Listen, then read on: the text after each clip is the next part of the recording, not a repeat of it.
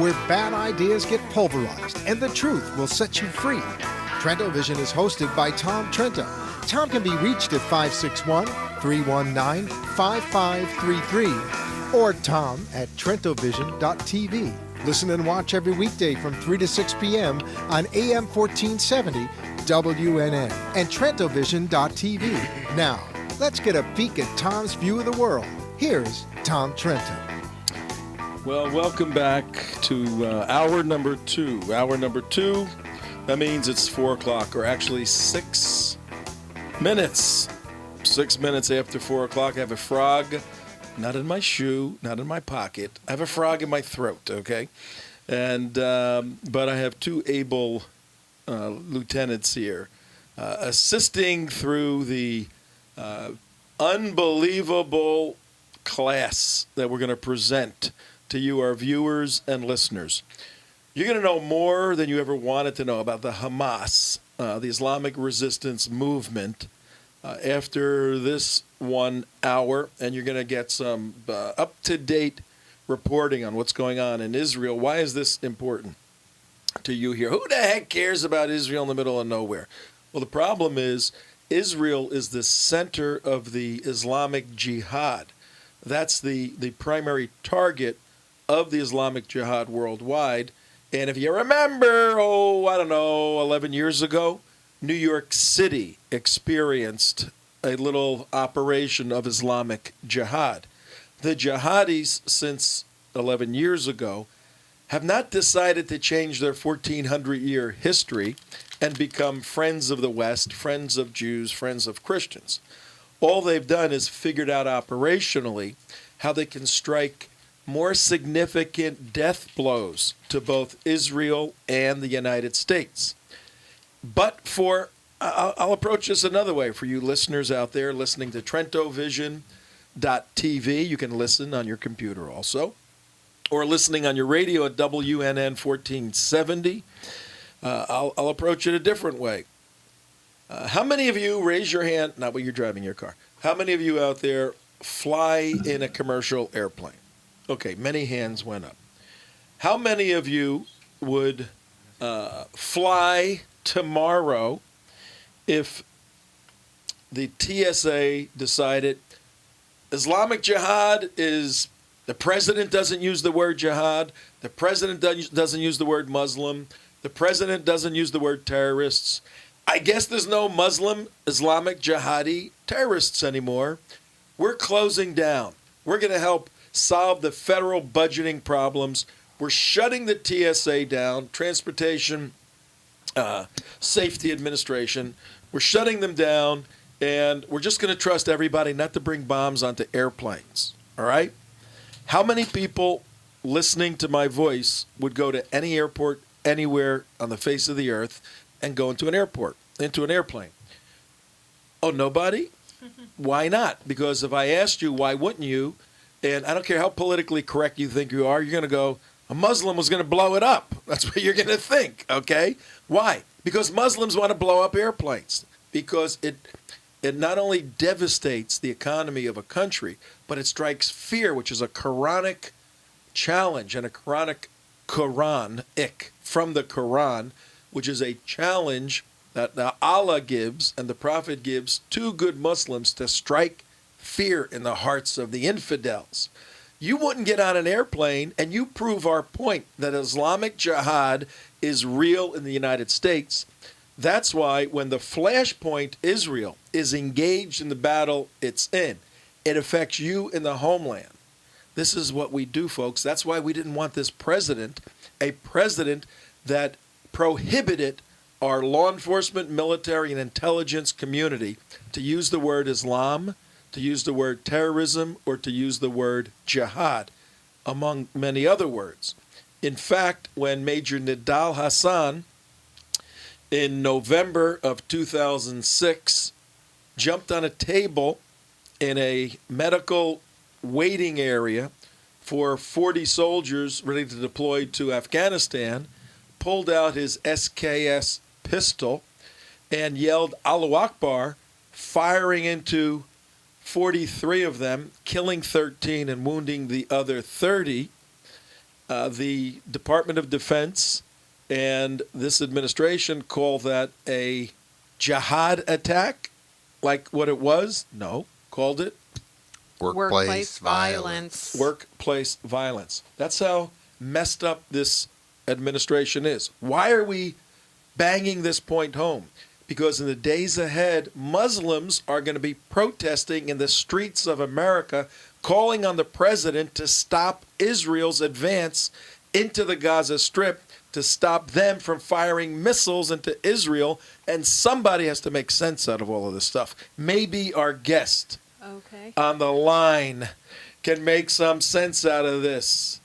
We have Howard calling in from Sarasota. Is he there? Yeah, I'm Howard. here.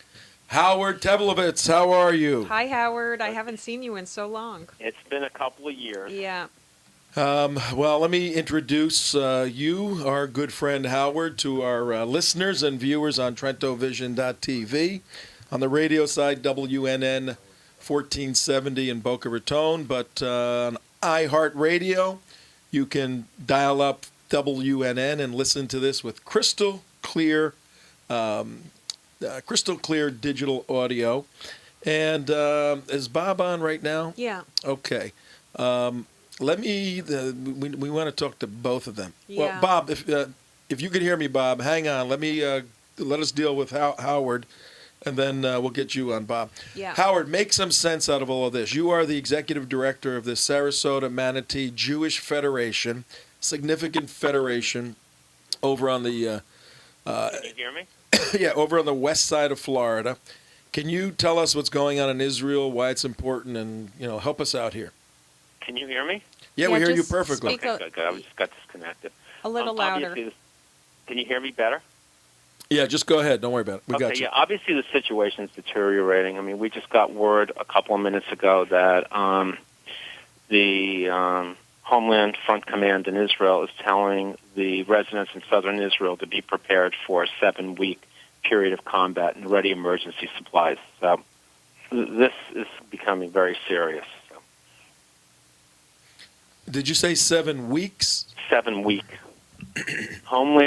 The Home Front Command in southern Israel is telling people to prepare for a 7-week period of combat. Okay, now if you have to, it's not even speculation. I mean, 7 weeks.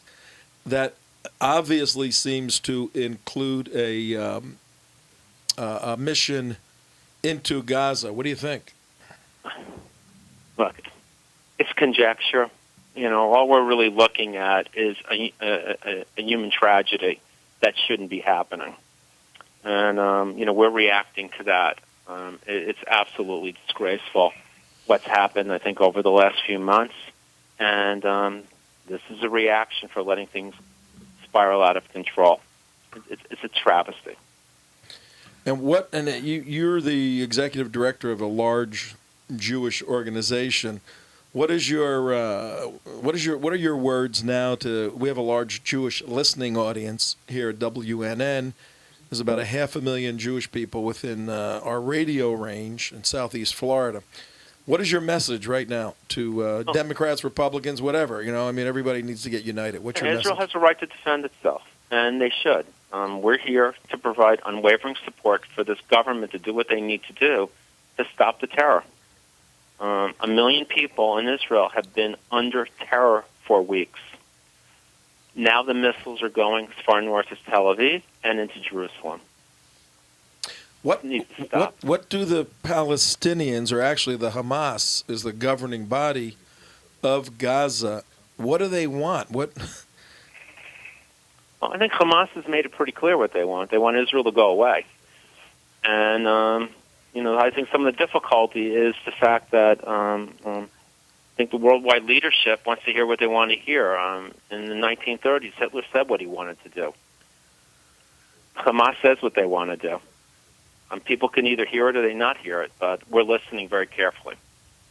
Hamas has made it very clear in their charter, in their words, and in their actions what they want to do. A couple of questions, Howard.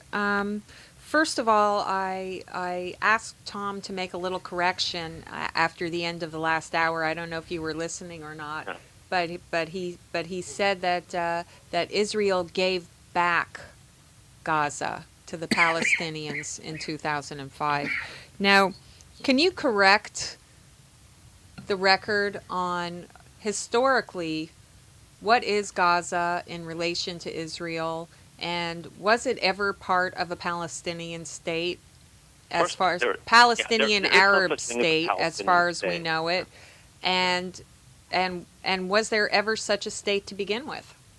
No, there were peoples living in that land for thousands of years.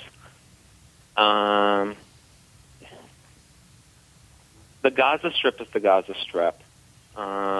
It's this no man's land. It was part of Egypt up until 1967.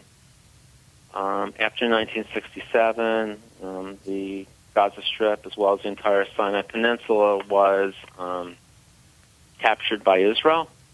The Israelis returned the Sinai Peninsula to the Egyptians, and then the Israelis withdrew a number of years ago unilaterally from the Gaza Strip and turned it over to the Palestinian leadership.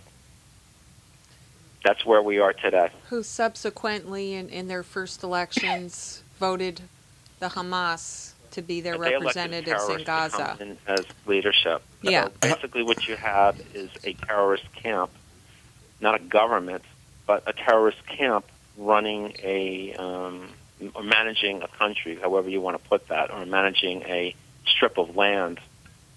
But they are not running a government per se. If they were, they wouldn't be bringing missiles in, smuggling missiles through Egypt, smuggling missiles in any way they can, and lobbing missiles into another independent country. Of course, at the same time, they want goods, services, electricity, and other goodies to be brought in from Israel because they have no interest in providing any of those things for themselves. Well, I mean, this is a big issue, but I think more the issue for me professionally is where's the money coming from to get into the Gaza or to get into the Palestinian territories.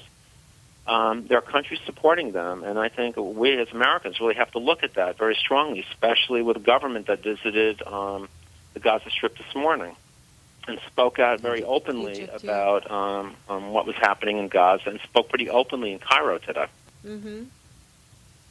And what was said, tell our listeners and our viewers, and if anyone wants to jump in on the conversation, 888-565-1470. We're on with Howard Tevlowitz from Sarasota Manatee Jewish Federation. Howard takes trips back and forth. He's very involved with Israeli life and with Jewish Federation life. We met Howard years ago when you held, I think it was in 2008-9, Operation Cast Lead, that operation into the Gaza Strip. You held a big rally for Israel. Are you planning anything else like that in the near future? Yeah, we just finished the meeting a few minutes ago, as a matter of fact, where we're looking at doing something as early as a week from today. That we're going to be planning this out within the next few days. Let me ask you this question. In 1948, when the United Nations and the world community recognized Israel's right to return to their own land and made it a formal declaration and a formal recognition. Was the Gaza Strip part of that, or that was at that point part of Egypt? Look, I believe, and I'm not an historian, so I will say this: that don't forget, in the original partition Israel was very small. Israel was attacked from all sides, and the difference between the partition and the post-1948 war was different. The land was different. So I believe back then, and maybe someone can correct me, that the Gaza Strip was part of Egypt. Well, let's bring Bob on. I think we have Bob on the line, and Bob Kunst, are you there? Yes, I'm here. How you doing? Hi, how are you? Hi, Bob. Hi, Bob. It's Tom and CJ. How you doing? All right. Can you tell the listeners, real briefly, a little bit about yourself, who you are, what you do, and how active you've been in the cause of Israel? Well, today is actually, we're at a demonstration right now in Coral Gables on US 1 with three giant banners. One says protect and defend Israel and America. One says support Israel to destroy Hamas. And the other one says blame Hamas, destroy Hamas. These are 12-foot banners with American and Israeli flags on them. So you can see them about 2 blocks away. And we've had quite a good support. We had one person scream at us, Heil Hitler. This is actually our 579th rally since October 2007. And tomorrow will be at 2 o'clock at the Federal Building in Fort Lauderdale, where on December 12th, 2007, we had 300 Muslims screaming Jews into the heavens. And our Shalom International group was opposing them. And, Tom, you did a great video that went viral all over the world about madness.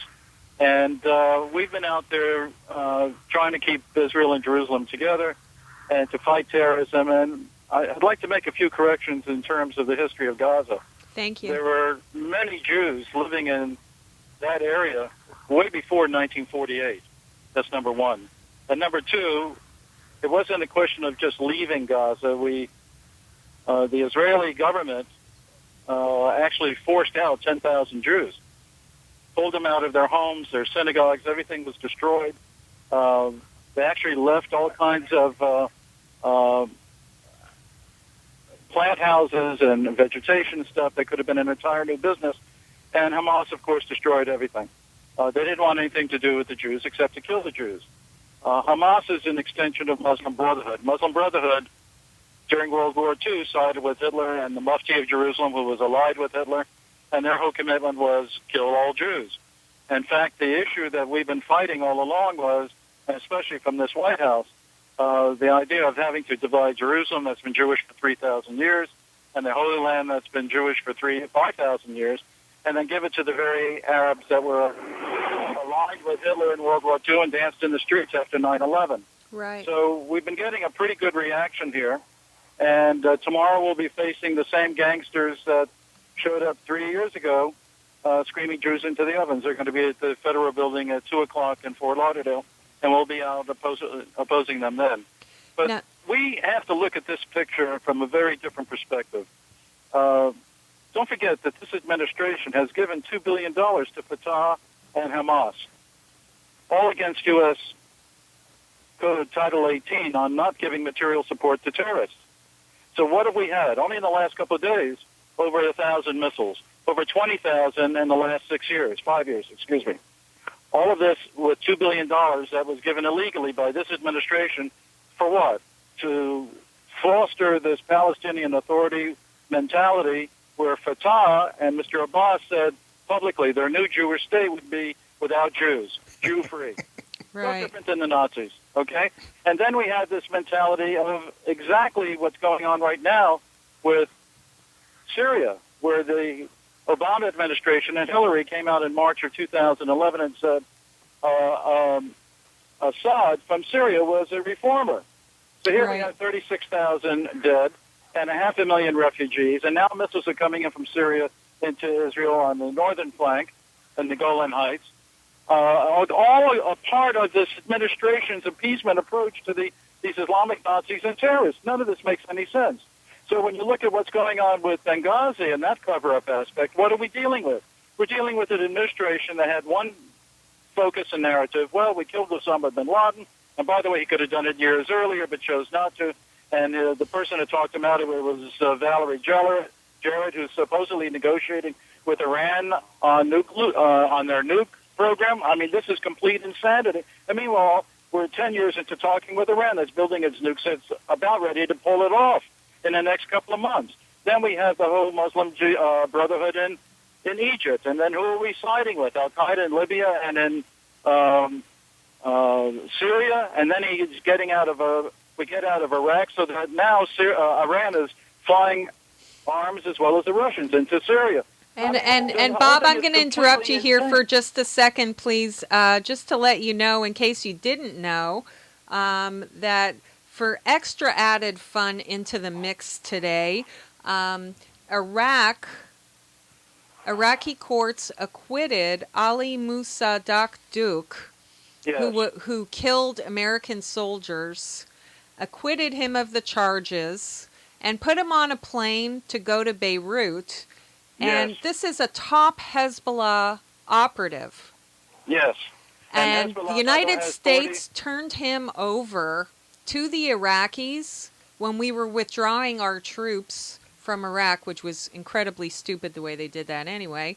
And Right. now, this guy, on the eve of war between Israel and Hamas and Israel, they sent a top operative for Hezbollah back home to Lebanon. Gee, I wonder what we could expect to happen on the northern border of Israel. Well, CJ, don't forget, we have 40 to 50,000 missiles that will be coming from Hezbollah into northern Israel and Tel Aviv, besides what's coming from Hamas in the south, besides the fact that the Egyptians put tanks and missiles in the Sinai in violation of their 30-year agreement with Israel on so-called peace, and then you have the infiltration from the crazies up in Syria moving to the border so they can bring Syria into the fold. And then we have Iran that's ready to finish it all off because all of them, including Turkey, are allied with Iran. And here we have Obama that tells us, point blank, gee, you can negotiate with the people who want to kill you. And by the way, why don't you give me another 4 years so I can finish the job? There is such insanity with this, and I can't even begin to tell you how outraged I am about the entire business. So we've done nearly 2,000 news interviews in 5 years all over the world to try to wake up people to what is going on. And they're still all dealing with this insanity like, oh, it's no big deal. You can make peace with somebody who wants to kill you. We didn't go through this before in 1938. No, we're just with the leftovers of the same mentality of the people who are aligned with Hitler on the Holocaust, cowardly denying it, wanting to finish the job now. And now we're sitting on the curve of the whole thing. And by the way, where was the Republican Party? Where was Romney on all of this? Nobody wanted to talk about it. And here, nothing since the election has been anything but foreign policy and a disaster. One thing after another. What are we going to do? well, let's ask Howard. Howard, Bob is a good friend of ours. We've stood on many a corner together. Yeah. He's one of the bravest guys we know that will stand out there by himself if he has to, and he's also an expert on the geopolitics of the Middle East and Israel. What are your thoughts on some of his ranting and angst that you just heard? Well, it's difficult to hear. So part of the problem is I'm on the phone as well, so it's difficult. Look, we're not political agency. And I think one of the bigger issues we have today is obviously the direct issue of what's going on in Israel right now. We have a large percentage of the population being terrorized. And again, Israel has an absolute 100% right to defend itself. And I think the question of monies going into Palestinian Authority, money going to Hamas, money going to Egypt, frankly, and the backing of the Muslim Brotherhood with Egypt, and the Muslim Brotherhood, I think, was the mothership of Hamas. There's some questions that need to be asked. Very difficult situation right now. Even in Egypt today, the words the words Zionism, Jewish, and Israel are interchangeable. And part of the issue we deal with is anti-Jewish ranting in the Middle East is getting at a fevered pitch. And in Egypt today, apparently, after the visit to Gaza, the language in the media was very anti-Jewish. They weren't even referring to Zionists or Israelis. This is Jews again. Wow. So we're in a tough situation right now. And again, my organization is definitely apolitical. We don't get involved in the politics. We are here to help what's going on in Israel, help what's going on in Israel today, and to make people aware of what is happening in Israel, and basically answer, I think, to what is sometimes forgotten in the media. This didn't start with with an Islamic militant, where they use the word militant, terrorist leader being killed. This started with thousands of missiles falling into southern Israel, by the way, which is Israel proper. People have issues with occupied territories. This is not one of them. So the issue here, very simply, is leave them alone. I don't think there would be a response today if there was quiet. There's been quiet on the Egyptian border for a long time. There's been quiet on the Lebanese border for quite some time. There's been quiet on the Jordanian border. There's been quiet up until recently on the Syrian border. This is the difficulty we're dealing with right now. Okay, Howard, thank you. At the bottom of the hour, 4:31. You have 30 seconds, then we got to end our segment with you. Any message you want to leave with folks? What we should do, what we should be aware of? I think it's time to stand up. Don't be quiet. Thank God the Congress and the executive branch has come out and supported Israel. But if this is going to be a long haul, we have to be there for the long haul. The media is not exactly supportive. I don't expect the European countries to be supportive. Obviously, there's not going to be much support in the Middle East either. We have to stay resolute, and this is the time to stand up for Israel. All right, thank you, Thank Howard. you, Howard. Howard Teblowitz, the Sarasota Manatee Jewish Federation, an individual who leads a very large non-political organization, the Federation, but goes back and forth to Israel, tours, all of that, and giving us an up-to-the-minute report. Bob, you still there?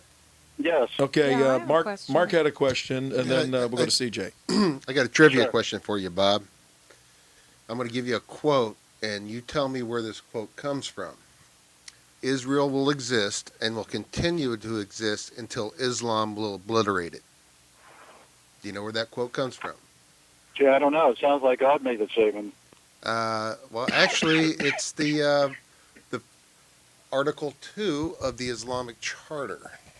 Ah, Oh, Interesting. so, I mean, this. Now, I said this to a woman the other day. We're standing in the line. She goes, "Oh, no, it doesn't say that at all. It does not say that at all." And I said, "Well, actually, kind of does."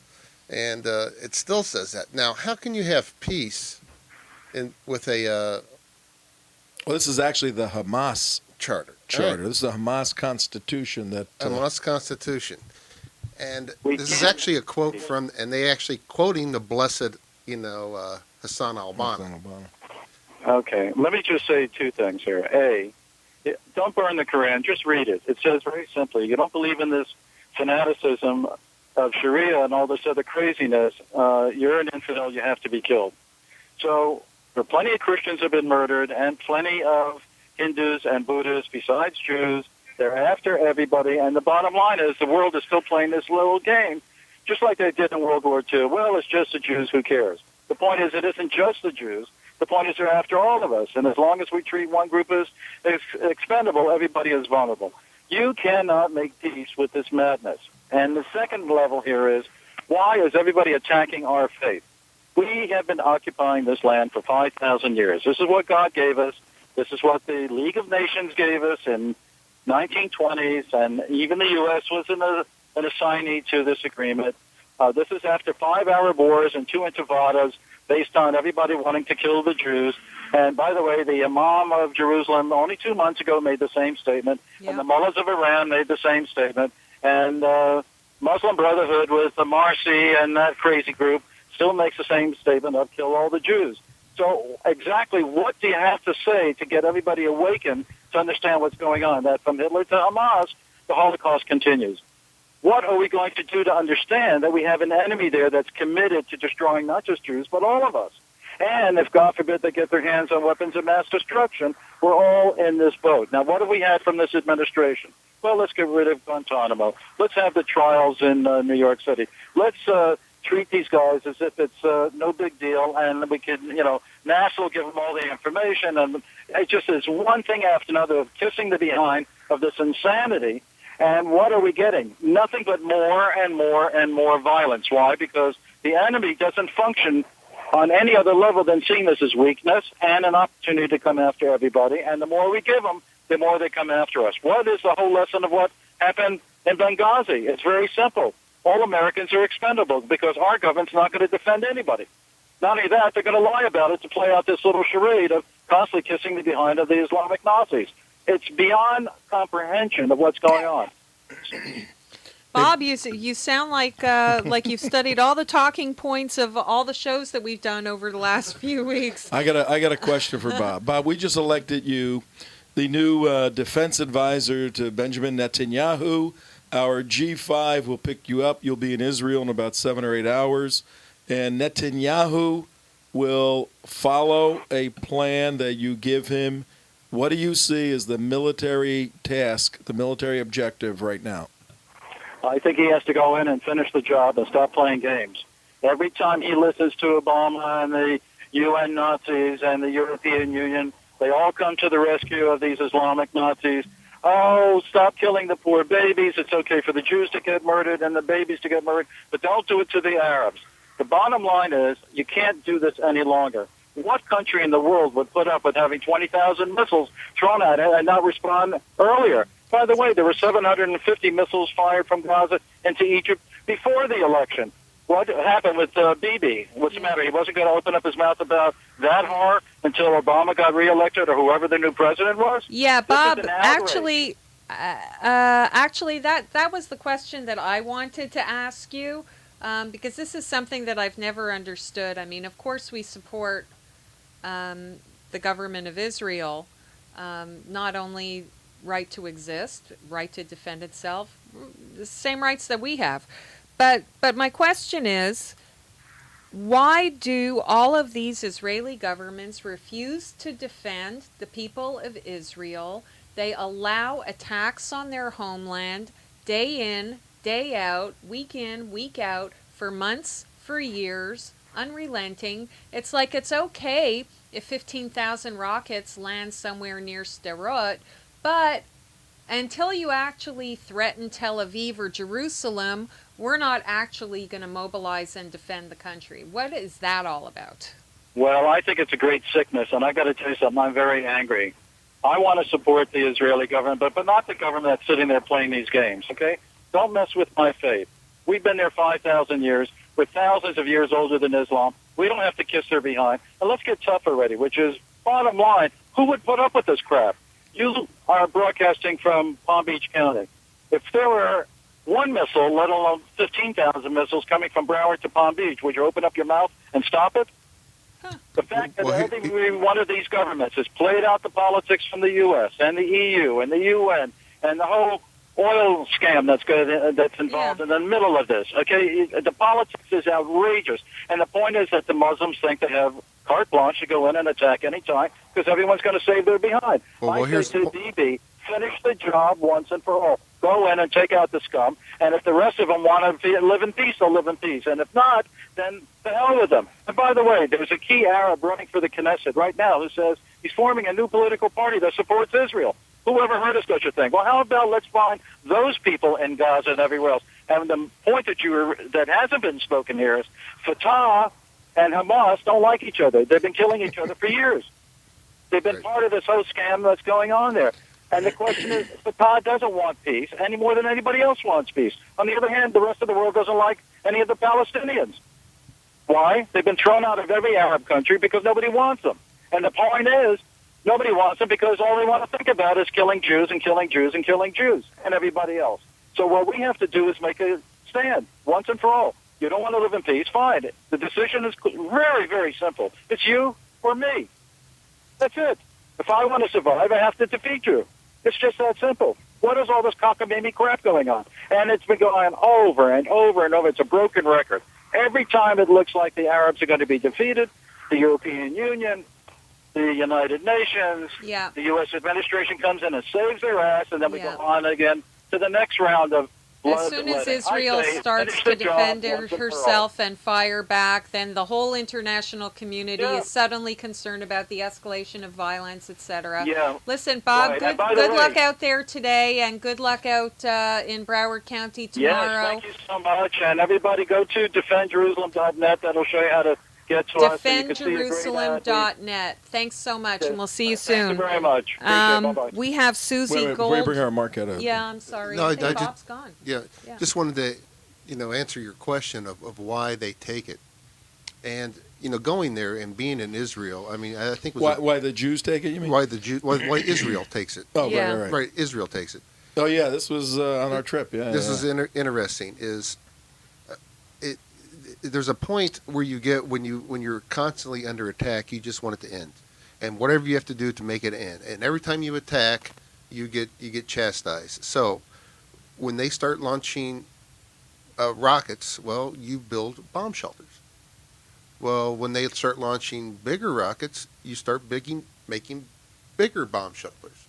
And when you start bigger rockets, you start buying Golden Dome missile protection defense system.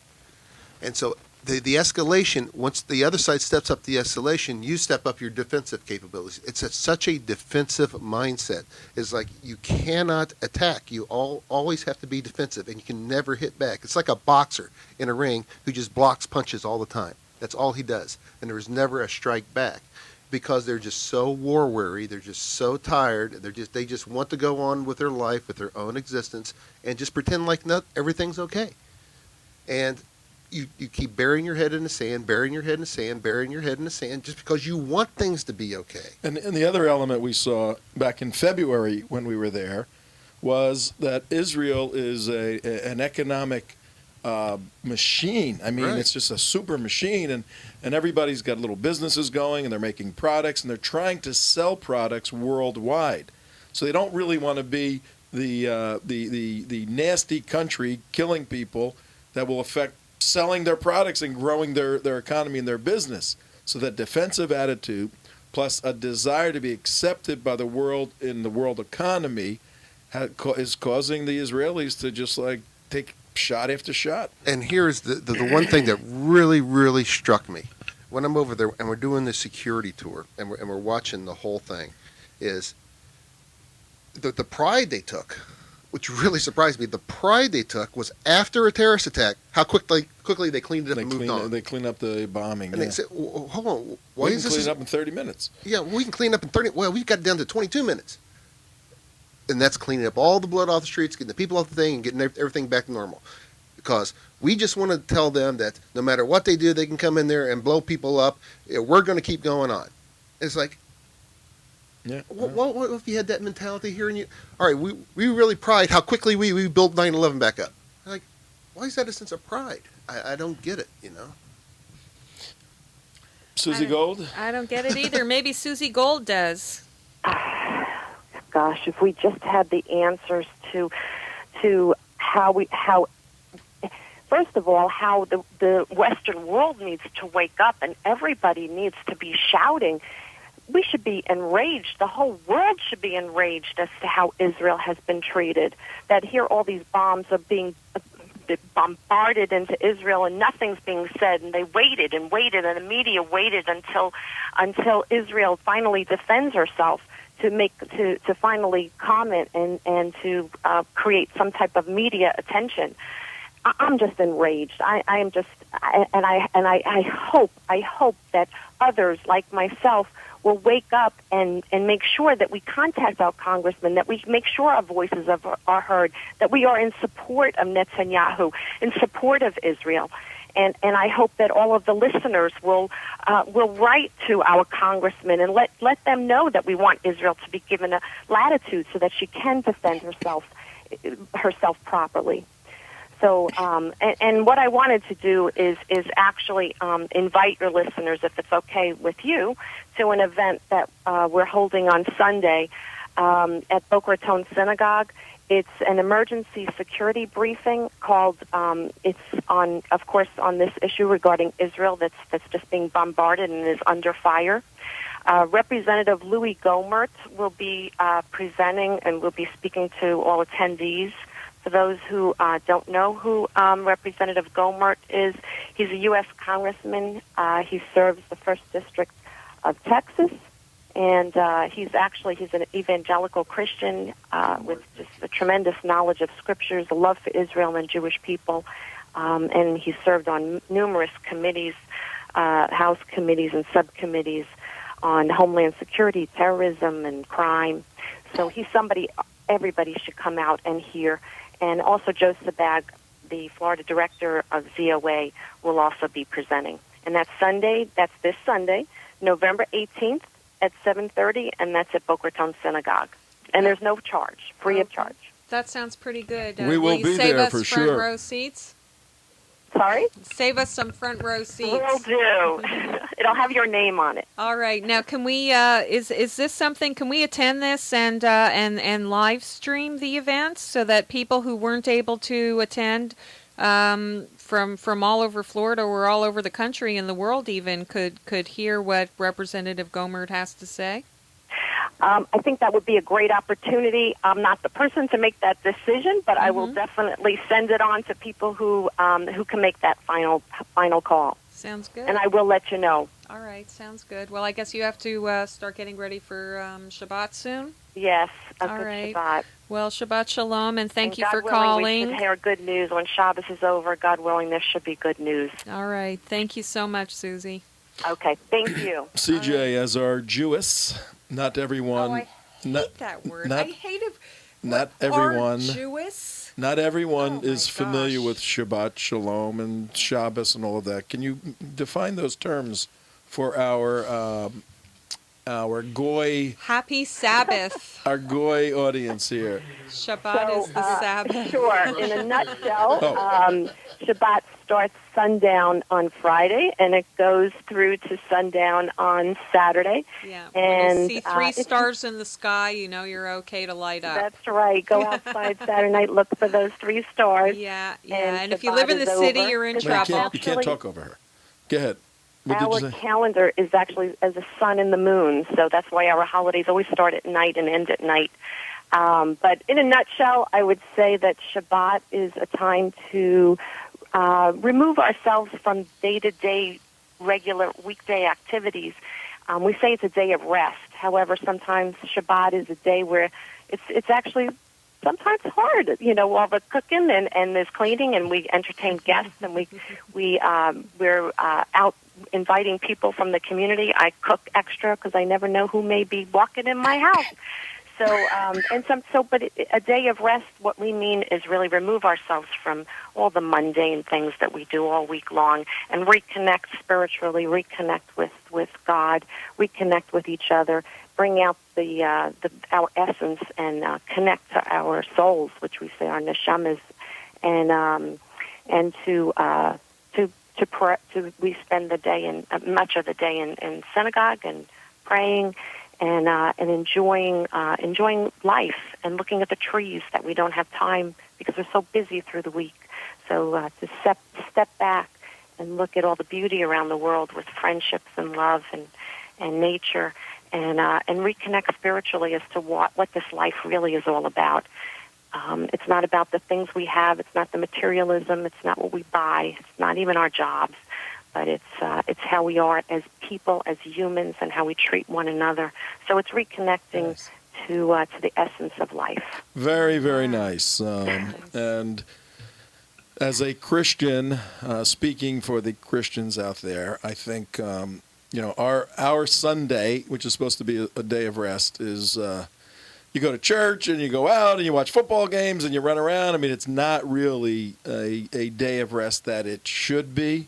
But you guys, I've been to quite a few of your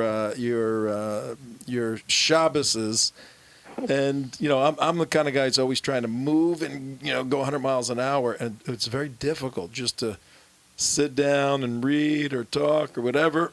But it's necessary. Even God rested, and that's the model. So thank you very, very much, Susie Gold. We appreciate it. Thank you for having me on. Okay, you take care now. Bye All right, bye now. Kind of a sharp contrast with Juma Muslim prayer. Day of Rage and Juma prayers, isn't it? Oh my gosh. What do you mean by that? Explain that to our... No. I'll let Mark explain At 49 minutes Yeah. after the hour, Yeah, that's his gig. we're discussing the flashpoint right now in the Middle East, 7,000 miles from here.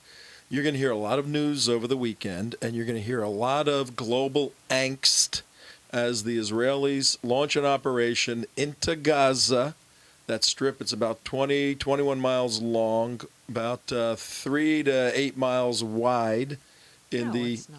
Yeah, Is it yeah, that it's from wide? 3 to 8 miles? It goes up to 8 miles? Yeah, it goes up to 7.5 actually, but I was making it easy. Okay. 3 to 8 miles as it comes down. It's got 1.7 million people in there. It's pretty densely populated, but there are shopping centers and there are areas that are built. But it's also a rat's nest for terrorism, and the Israeli military is going to launch an operation to go into this land that's not Israeli land anymore and kill people that are trying to kill them and destroy their weapon systems. So that's going to make a lot of noise. We're getting everybody, all of our listeners, our viewers, ready for the noise that's going to happen internationally in the next few days, so you understand. Mark? Yeah, and here's the really sad thing about the whole Gaza area. It's actually a very beautiful land area. I mean, it's very, very. I mean, you put just a little bit of economic development in it, and all the millions and millions and billions of dollars that's been poured into that area, this thing should be a 4-star, 5-star luxury resort, hotels, resorts, and, family playground, international destination. Look at what they're doing. Look what they do in Dubai. You could have that in Gaza. I mean, exactly. And speaking of that, this is the question I've always had, okay? Gaza's area borders Egypt. And also on the south. Now, where is all this economic development coming from Saudi Arabia, coming from Egypt, coming from all these places, where the Saudi kingdom could actually make this place just a 5-star luxury resort place? Where is this money? How come that hasn't come in there and developed that? First of all, the Egyptians haven't even developed their own country. Yeah, they have 75% unemployment, so I don't think they're ready to move into Gaza and go ahead and do a home improvement project there. But the OIC, the Organization for Islamic Cooperation, right, 56 nations. Right. Why can't, and we've said this in public many times, why can't they all get together and help the Palestinians in Gaza build a thriving, productive, economically reliable, and focused country? Because first of all, they don't even help their own people from their own countries. And second of all, they really don't want to help the Palestinians at all. In fact, if you look at Jordan, if you look at Lebanon, if you look at Syria, where they have large Palestinian populations, they are second, third, and fourth class. The Palestinians. The Palestinians are viewed by the Muslims. They're not viewed as even citizens of Lebanon or of Jordan or of Syria. They are second-class people who happen to reside there, and they're restricted from all kinds of economic, educational, financial opportunities of those states. Those Arab states need the Palestinians to be the international downtrodden, poor them victims of Israeli Jewish aggression in order to keep the world's attention focused on the bad guys, which is Jews and Israel, and away from their own repressive dictatorships that they have in their own countries. And that's the main point. They need, this is actually an intent. That not only do they not want to help them, they need them to be victims. Because they have to have somebody, once again, like festering sore. They have to have somebody or something to blame to keep their ideology going. So they could go back to their own people in their own countries and say, you know what, you could be living a lot better, and your fellow Muslims and your Arab fellow brethren would be living a lot better. It's not our fault. It's those Jews. Right. It's them over there in Israel. And that's why if you look around the world where Jewish people don't even live, in countries in Africa or even some Pacific countries, there's no Jewish people there at all. You ask a 6-year-old what's a Jew, and a 6-year-old will tell you that this is a reviled piece of vermin that he wants to kill. There's no Jews in this country. Can you imagine? Where did they get that idea? Can you imagine if the OIC said to Israel, we are going to work together to build a sound economy and civilization in the Gaza Strip? Israel would say, okay, let's do it. Let's work together to do it. But the Arabs, the Muslim world, not just the Arabs, the whole Muslim world, 1.3 billion, they need a festering sore to continually pick at, to keep the agitation. This is what we got back to earlier about the inability of the supremacist Muslim to actually convince anybody that he is. So they need that festering sore only to always have a target on Israel, because the hatred for Israel supersedes any love Muslims have for their own identity. And that right there is the world view of Barack Hussein Obama, This is the worldview that he has had his whole life. He has surrounded himself Okay. with his advisors who espouse this. Samantha Powers, Valerie Jarrett. That's exactly it. And the end of this second hour on TrentoVision.tv and WNN 1470. We'll be back, more on Hamas. And then we're going to give you some action steps for the weekend to get ready to unite with Israel and to help this president do the right thing. Tom Trento will be right back.